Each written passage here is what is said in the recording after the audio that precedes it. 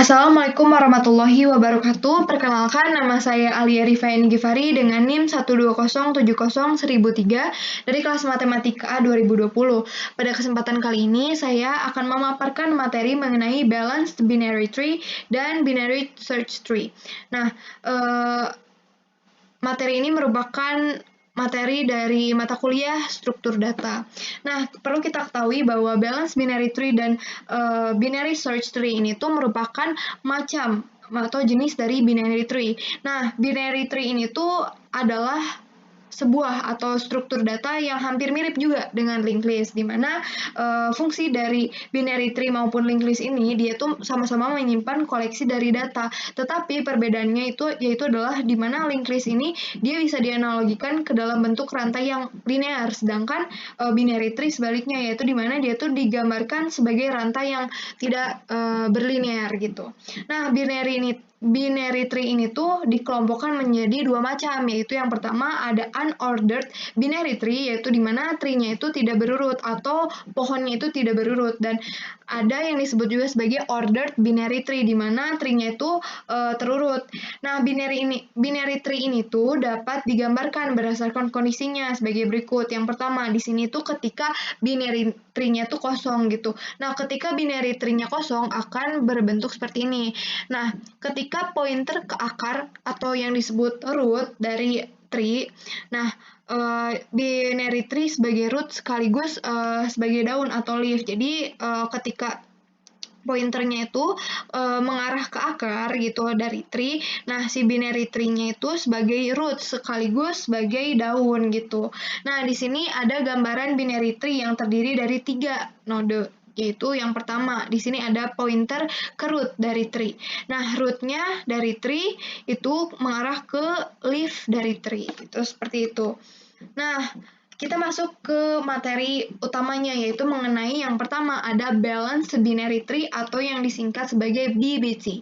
Nah, dalam binary search tree ini tuh dia tinggi maksimal suatu tree adalah n-1, di mana n-nya itu merupakan jumlah node gitu. Dalam melakukan suatu operasi, misalkan insertion, deletion, dan searching, kecepatan waktu merupakan hal yang cukup penting untuk diperhatikan. Setiap operasi pasti diharapkan dapat berjalan dengan cepat, sehingga semakin cepat suatu operasi, maka semakin baik. Cepat atau tidaknya suatu operasi bergantung pada ketinggian tree tersebut. Semakin rendah tingginya, maka semakin cepat. Nah, balance binary search tree, kita dapat membuat suatu tree dengan tinggi minimum. Untuk menetapkan tingginya, kita dapat menggunakan rumus berikut, di mana O log n gitu, seperti itu. Nah, si BBT ini tuh terbagi ke dalam dua macam, yaitu yang pertama ada AVL tree, di mana AVL tree ini tuh merupakan balance binary tree, di mana ia memiliki perbedaan jumlah node pada subtree kiri dan subtree kanannya maksimal 1, atau dapat dikatakan antara tingginya sama atau berselisih 1 gitu. Nah, berikut merupakan gambaran dari AVL tree. Nah, selanjutnya bagaimana sih cara menghitung height dari balance vector, yaitu yang pertama height-nya. Jika node root tidak memiliki subtree, height-nya sama dengan 0. Jika nodenya itu adalah leaf, maka height-nya itu adalah 1. Jika internal node, maka height-nya itu sama dengan tertinggi dari anak plus 1, di mana balance factor-nya itu adalah selisih height antara anak kiri dan kanan. Jika tidak memiliki anak dianggap 0 gitu, seperti itu. Nah, selanjutnya untuk contoh yang kedua atau jenis yang kedua dari balance binary tree itu ada red black tree atau yang bisa disingkat sebagai RBT, yaitu suatu tree dikatakan RBT bila yang pertama ada setiap node memiliki warna hitam atau merah. Yang kedua ada root berwarna hitam. Yang ketiga eksternal node berwarna hitam. Node merah tidak memiliki anak merah. Seperti kita bisa lihat nih, node merah tidak memiliki anak yang merah gitu. Nah, selanjutnya yang terakhir, di mana setiap path memiliki jumlah node hitam yang sama dengan path lainnya. Berikut contoh dari RBT. Nah, bisa kita lihat di sini. Untuk contoh red black tree. Nah, kita masuk ke jenis selanjutnya dari binary tree, yaitu binary search tree. Nah, binary search tree ini bisa disingkat sebagai BST yang bisa didefinisikan dengan sebuah tree yang terurut, yaitu ordered binary tree. Aturan yang harus dipenuhi untuk membangun sebuah BST adalah sebagai berikut, yaitu yang pertama, semua data di bagian kiri subtree dari node T selalu lebih kecil dari data dalam node T itu sendiri. Nah, yang kedua, semua data di bagian kanan subtree dari node T selalu lebih besar atau sama dengan data dalam node T. Nah, berikut merupakan pembentukan atau pembangunan dari sebuah BST, yaitu yang pertama, bila diketahui sederetan data 5, 3, 7, 1, 4, 6, 8, 9, maka proses inserting atau memasukkan data tersebut dalam algoritma BST, langkah per langkah adalah sebagai berikut. Yang pertama, langkah pertama itu yaitu pemasukan data 5 sebagai root atau sebagai akar gitu. Nah, langkah kedua yaitu pemasukan data 3 di sebelah kiri simpul 5 karena 3 itu kurang dari 5.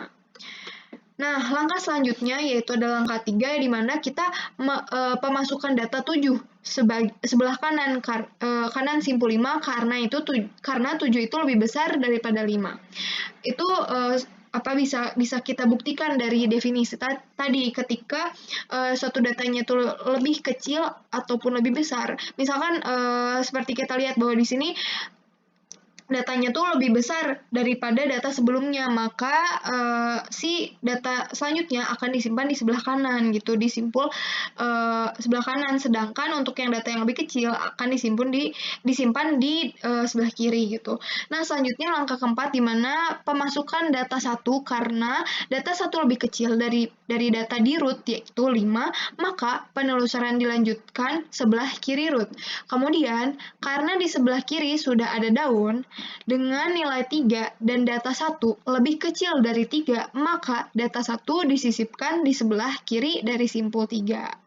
Bisa kita lihat di sini. Nah, selanjutnya langkah kelima yaitu pemasukan 4 dengan tipe yang sama, dengan operasi atau cara yang sama dengan langkah-langkah sebelumnya. Nah, selanjutnya di langkah ke-6 yaitu pemasukan data 6. Karena data 6 lebih besar dari data di root yaitu 5, maka penelusuran dilanjutkan ke sebelah kanan root. Kemudian, karena di sebelah kanan sudah ada simpul dengan nilai 7 dan data 6 lebih kecil dari data 7, maka data 6 disisipkan di sebelah kiri simpul. Nah, selanjutnya kita masuk ke langkah 7 di mana pemasukan data 8 karena data 8 ini lebih besar dari root yaitu 5 di sini, maka penelusuran dilanjutkan ke sebelah kanan root. Kemudian karena di sebelah kanan sudah ada simpul dengan nilai 7 dan karena data 8 lebih besar dari data 7, maka data 8 disisipkan di sebelah kanan simpul 7. Nah, ini dia langkah ke-7 dengan bentuk seperti ini gitu ya. Dengan bentuk binary tree yang seperti ini. Nah, kita masuk ke langkah terakhir di mana pemasukan data 9. Karena data 9 lebih besar dari data di root yaitu 5, maka penelusuran dilanjutkan ke sebelah kanan root. Kemudian karena di sebelah kanan bukan merupakan daun yaitu simpul dengan nilai 7 dan karena data 9 lebih besar dari data 7, penelusuran terus dilanjutkan ke sebelah kanan. Selanjutnya, ditemukan daun dengan nilai 8 karena data 9 lebih besar dari 8, maka data 9 disisipkan di sebelah kanan simpul. Seperti kita lihat di sini. Nah, kita bisa implementasikan gitu sebuah binary search tree ke dalam bentuk seperti ini, di mana ini merupakan sebuah bagian deklarasi.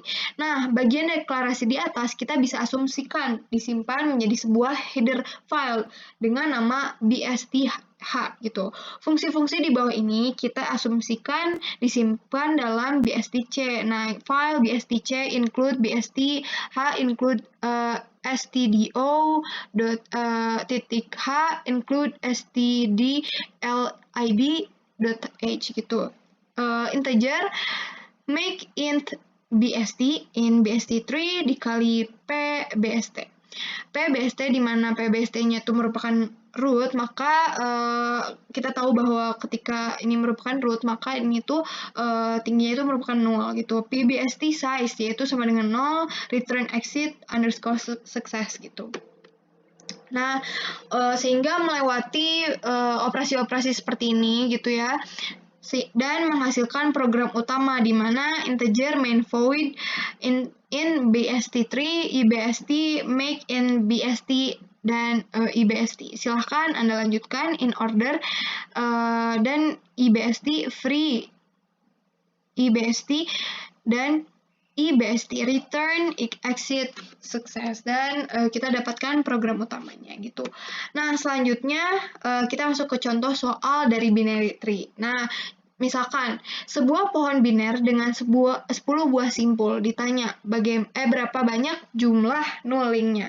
Nah, caranya itu yang pertama, kita tahu bahwa pohon biner berarti M-nya itu sama dengan 2 dan jumlah simpulnya itu ada 10. Jadi N-nya itu sama dengan 10. Jadi kita bisa ketahui bahwa M-nya itu sama dengan 2 dan N-nya itu sama dengan 10.